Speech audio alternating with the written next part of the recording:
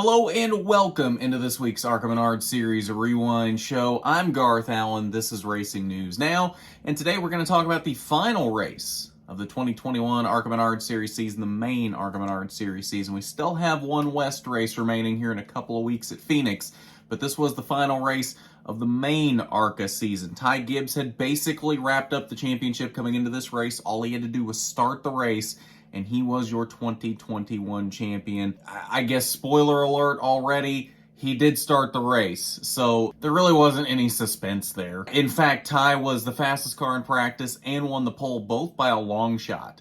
So I don't think there was any question he was going to start the race.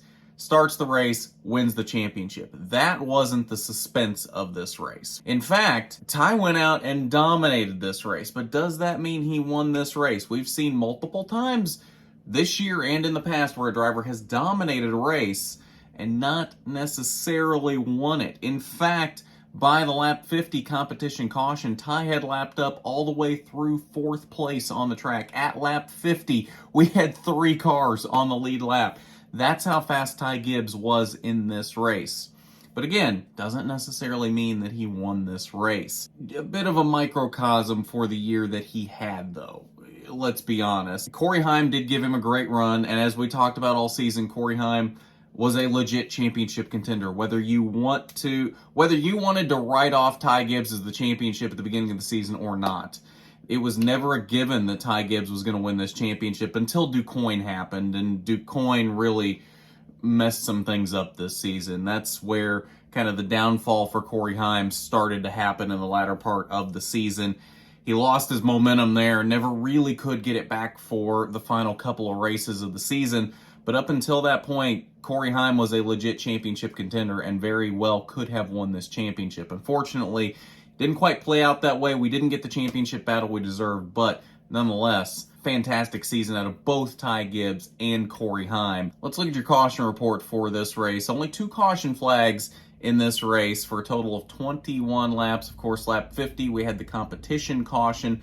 And then the only caution for an on-track incident in this race came at lap 95 as the 7 of Eric Caudell, I believe, had gotten into the wall. I'm not sure. That was never actually shown on TV. I was in the media center, not actually looking at the track. I only know what TV was giving us. So I'm not sure that he got into the wall, but it definitely looked like he had gotten into the wall. He was slow on track, and then the right front tire blows as he's going through turns 1 and 2, sending a shower of sparks and debris everywhere, and that brings out the caution to send us into overtime. As you can see, we did have a highlight there. We're going to show you the last 2 laps of this race. But first, we're going to look at the lap leaders here. 99 laps were led in this race by Ty Gibbs.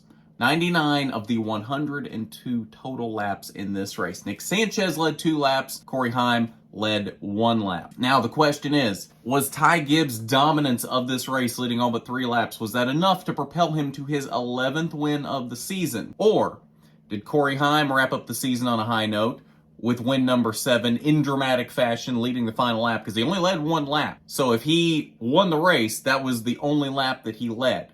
Or did Nick Sanchez come through and pick up his first career win with those 2 laps led? Let's find out together. Let's watch these final 2 laps. As we come to the green flag here, we'll see Ty Gibbs, Corey Heim on the front row. Corey gets a great push from Nick Sanchez. In fact, you see Corey beats Ty to the line right there. That's the 1 lap that Corey Heim led in this race. But out of nowhere, there's Nick Sanchez as we're on board with Corey Heim. Nick Sanchez to the lead off of turn 2 with a lap and a half remaining as Ty Gibbs and Corey Heim are still side by side for second. Sanchez has got a couple car lengths on him at this point. Ty now has cleared Corey Heim. Now the question is, does Ty get back to the lead as we come to the white flag? Sanchez still has a couple of car lengths on him. Ty's got some work to do on this final lap. Does Ty come back on Nick Sanchez here? You see the gap shrink a little bit here in 1 and 2. He's there. Now, is he going to be able to do anything in 3 and 4? He's been so fast. Nick protects the bottom here. Not necessarily the smartest move as Ty has been really good on the high side all night. Not able to do anything, though. Ty even slaps the wall just slightly, and Nick Sanchez will come across the line for his first career ARCA Menards Series victory. An incredible drive in the last 2 laps by Nick Sanchez. I'm going to be honest, I'm not sure anyone thought he was going to be able to hold on to that lead as fast as Ty Gibbs had been all night. But for some reason, I don't know if it was aero, I don't know if it was an air bubble between them, I don't know what it was. Ty couldn't really seem to get back to Nick Sanchez there in those last couple laps. Now, you give him another lap or two, he was probably going to be able to get by him, but the air bubble or the aerodynamics or whatever the issue there might have been held Nick Sanchez in the lead just long enough for Nick Sanchez to pick up that first career victory. And oh, what a sweet victory it was. If you saw the mobile live stream we did after the race with Nick Sanchez from Victory Lane, you will see a very exhausted but excited Nick Sanchez about finally picking up that first career win. And it comes on the heels of him announcing this past week that, 1, he will be full-time with Rev Racing next season, back in this car next season running for a championship, and 2, that he will be running a handful of races for BJ McLeod next year. I believe he said he'd be running about 5 for BJ McLeod in Xfinity next year. I believe that's what he said in the post-race press conference on Saturday. So not too many Xfinity races, focusing mostly on ARCA next year. And if this is the momentum he can take into 2022, we might have a serious championship contender here in Nick Sanchez in 2022. I think Rev Racing is going to be very strong in 2022. They're going to pick up some Chevy support next year, which they have not had this year. Pick up some support from Chevy. Raja Caruth has shown flashes of speed this year as well. I think both of those Rev Racing cars are going to be really tough to beat in 2022, especially now with it sounding like Ty Gibbs not being back in the ARCA Menards Series next year. And I'm sure a lot of people are breathing a sigh of relief from that, because I know a lot of people were getting a little bored with Ty Gibbs winning so much this year. Let's go ahead and look at your results for this race, though. As we said, Nick Sanchez is your first-time winner in this race. Congratulations to Nick Sanchez. Incredible victory, incredible drive for those last couple laps to hold off Ty Gibbs and pick up that victory. Very, very impressive. Ty Gibbs did come home in second to secure his championship, and Corey Heim came home in the third position. The strongest run he has had in a few weeks, and it's good to see him ending off the season on a bit of a high note. Not as high of a note as I'm sure he would have liked for it to be, but still pretty high note nonetheless. Drew Dollar ran fourth most of the night, did fall a lap down in that first run to Ty Gibbs before the competition caution. Definitely was not fast enough to keep up with those top 3, but still had a fairly fast car there in fourth. JP Bergeron, shout out to him in that 46 car for DGR. Really good run for him. Hopefully we see more out of him next year and in the future, because he showed on Saturday night that he, I think, really knows what he's doing out there, and give him a little more experience, and I think he can do something in those DGR cars. I'm really hoping we see more out of him in the 2022 season. But he was the last car in the lead lap after getting the free pass on the Eric Caudell caution. We ended this race with 5 cars on the lead lap. Rest of your top 10, Chris Wright, good run for him in 6th. Kyle Sieg, also good run in 7th. Shout out to Dean Thompson. First career ARCA Menards Series start in the main ARCA Menards Series. Brought home that Nice Motorsports car in 8th. Great run for that car. That car's not had the greatest runs this season. I believe Carson Hocevar put it in 4th at Watkins Glen. But other than that, I believe that's the best run for that car this season. So great job for Dean Thompson to be able to wheel that car to a top 10.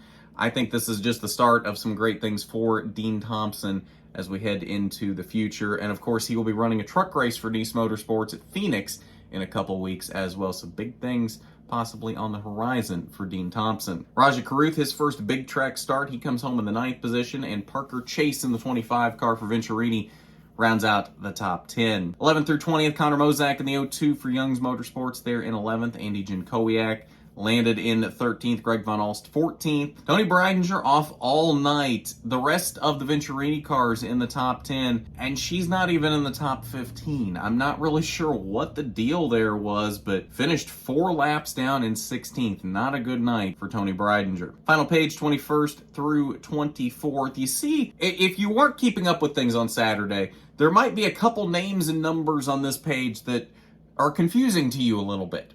Brad Smith in the 06 in 23rd, and Wayne Peterson in the 48 in 24th. Now you might be saying, Garth, did you make a typo there? Those two should have the numbers swapped. No, actually did not make a typo there. Brad Smith blew his engine in practice. 48 car could not start the race. Wayne Peterson said, hey, you can jump in the 06 car, run a few laps with it, and get the points for starting the race, trying to secure that 5th spot in points for Brad Smith. So kudos to Wayne Peterson for allowing Brad Smith to jump in that 06 car. I do find it funny how they scored this, though, since Wayne Peterson never actually turned a lap in the 48 car, even in practice, while Brad Smith did turn laps in the 48 in practice, but then he also turned laps in the 06. I understand why they scored them this way, but I do find it kind of funny to see Wayne Peterson in the 48 when he never actually sat in the 48 car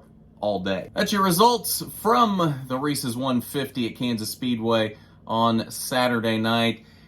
If you saw the live coverage we did a lot of it for you on Saturday as we finally have mobile live streams. Haven't hit 1,000 subscribers yet, but for some reason YouTube has unlocked it. I'm not going to question it, but we've got it now and we're utilizing it, so we had a lot of coverage for you. We did a garage walk pre-race between practice and qualifying, post-race live interviews with Nick Sanchez and Ty Gibbs to talk about the race win and the championship.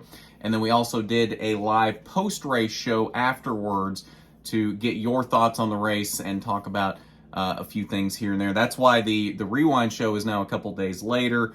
Give me a chance to get all the stats and the footage and everything together to make it a little bit better of a show. But we still got the race talked about that same night as well. Got another video coming up for you tomorrow, because this is going to go out on Tuesday.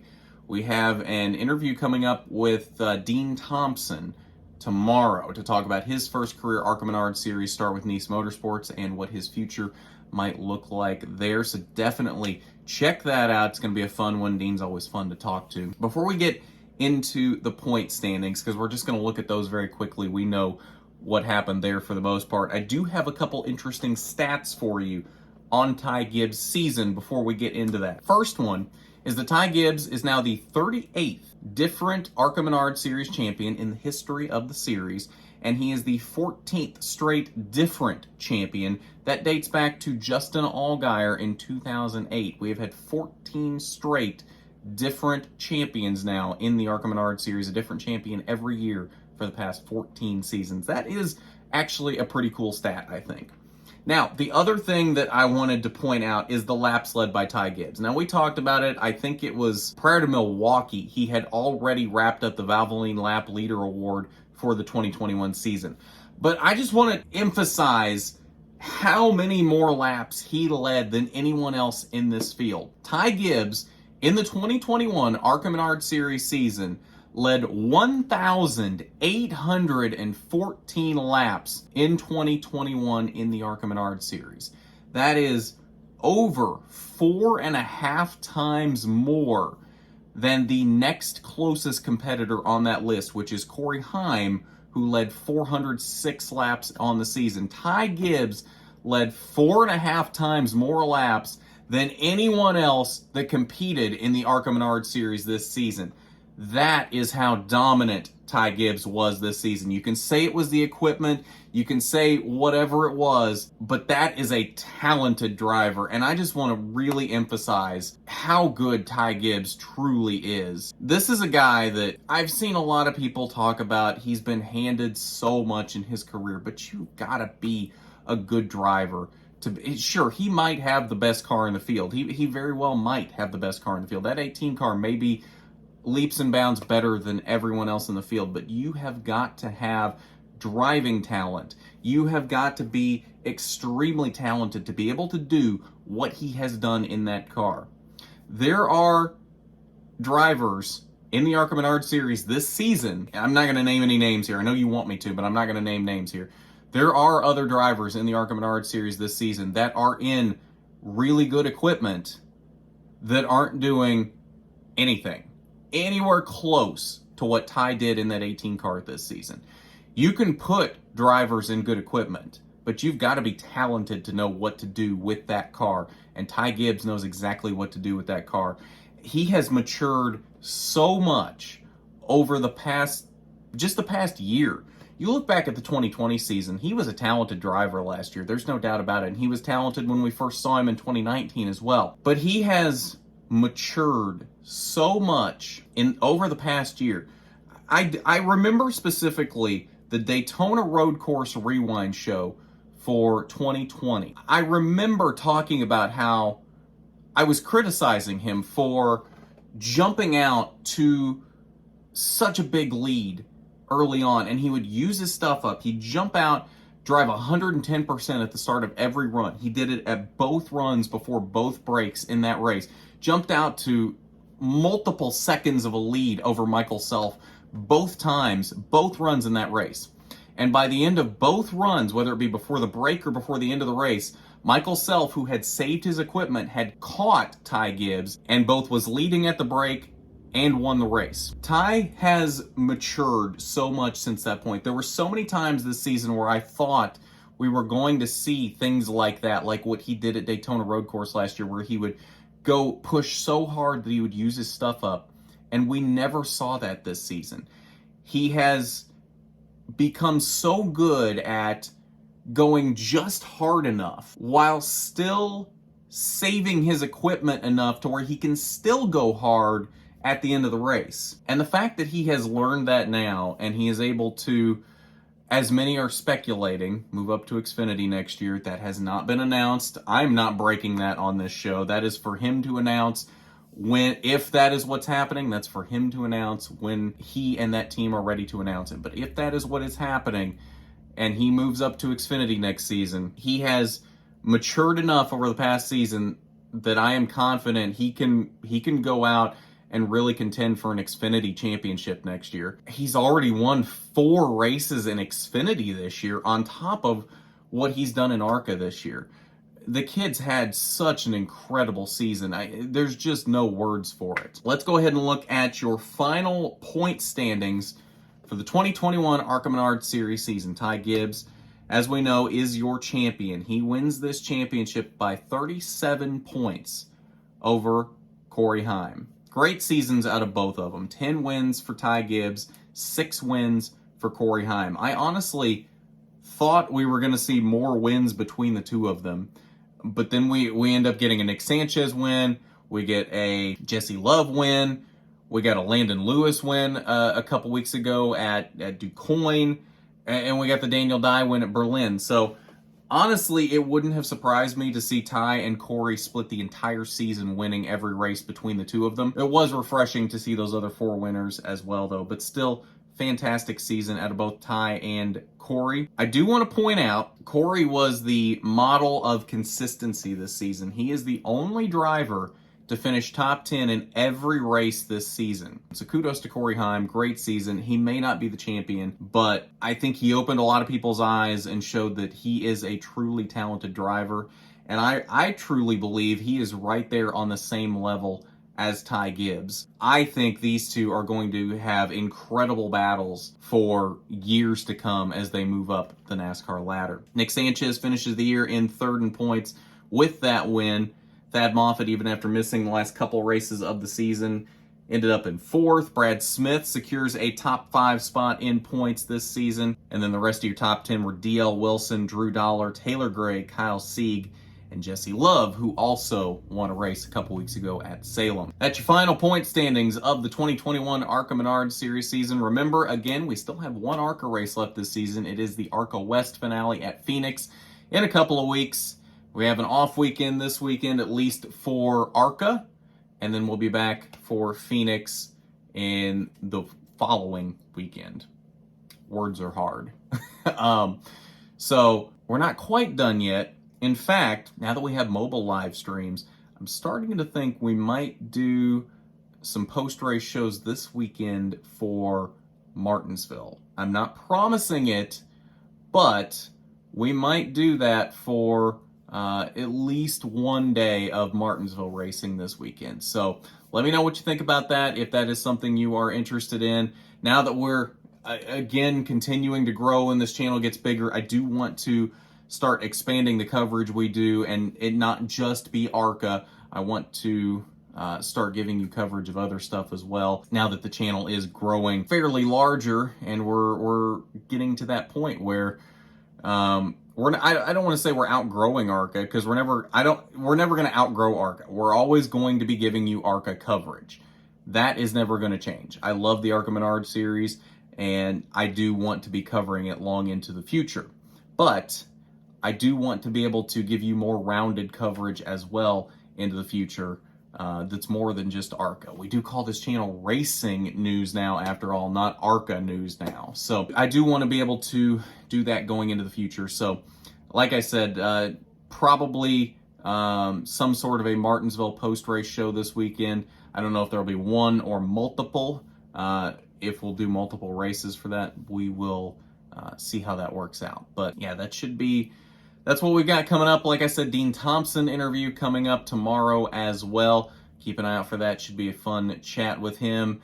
And yeah, who knows what else we've got coming up here soon. So, as always, we want to thank our Patreon supporter, Regional Manager William Holmes. Thank you, as always, for your support. It is really greatly appreciated. If you'd like to be a patron of RNN, the link is down below in the description, patreon.com/racingnews. Now, it's not required by any means, but it is definitely appreciated when you want to support RNN in that way. But I think that's going to do it for the final main ARCA Menard Series Rewind show of 2021. So at that, I'm Garth Allen for Racing News Now.